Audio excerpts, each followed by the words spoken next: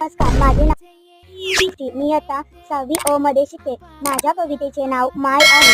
अंबरून वासर आले चाटते जवा गाय, तिच्या मंदी दिसते मले तवा माही माय. सुट्टी मंदी जवा मी येत होतो घरी, उसन पासन आणून खाऊ घाले नाना परी. करू नको करू नको करू नको घाई मने पोटभर खाय, तिच्यामध्ये दिसते मले तवा माही माय.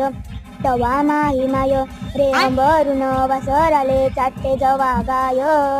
अगं तुला लाज वाटते काय? कानाखाली देऊ काय?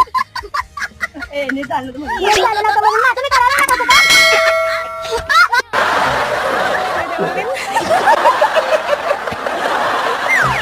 हग दिया